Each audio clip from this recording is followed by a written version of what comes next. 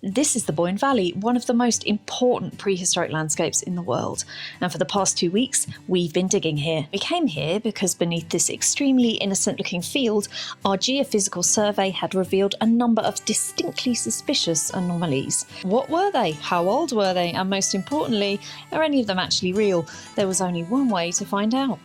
If you can remember from our last video, we began with 2 trenches at the top of the hill, 2 at the bottom, in what can only be described as traditional Irish summer weather. It rained, and then it rained some more, and then just as we adjusted to being permanently damp, Ireland abruptly entered its heatwave era. You look so hot. I know, I'm just very hot. It's very hot. And with the weather throwing everything at us, the archaeology was being equally unpredictable. One of the trenches at the top of the hill turned out to be a little bit of a damp squib. And unfortunately, that's archaeology. Sometimes you carefully position a trench over something promising, you remove an unreasonable amount of soil, a lot of backbreaking work, and discover that the answer is, well, apparently nothing. Luckily, our second trench at the top of the hill had rather more to say for itself. Here we uncovered several pits, along with one absolutely enormous post hole that had been cut and recut.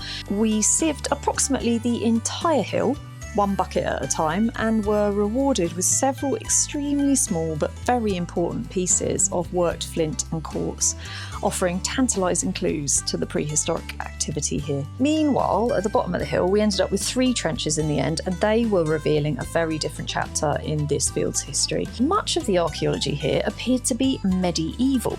At the moment, all I can say is it looks quite wally. And among our star finds were not 1, not 2, but 16 broken quernstones.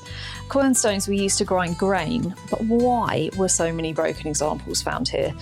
Were they discarded, deliberately reused, or could they be connected to the historic practice of destroying hand querns to force people to use an official mill? At this stage, we don't know. Because of the damp squib trench, we opened a new trench at the bottom of the hill over another promising anomaly, and this time the geophysics were not messing us about, because running through this trench was a great big ditch. Exactly what it was doing there, when it was dug, and how it fits into the wider story of the hill are questions, again, we just can't answer yet. We didn't recover much pottery, although the highly acidic soil here might help to explain why some of that evidence hasn't survived. And what did survive was us, just about. One of the fun parts of being both the content girly and a person with an archaeology degree is that sometimes you get roped in to dig the odd feature, and it's windy AF here today, so now it looks like this. So after 2 weeks, 1 enormous post hole, several little pits, 16 broken quernstones, 1 great big ditch, and 5 trenches, and a partridge in a pear tree, the excavation is over.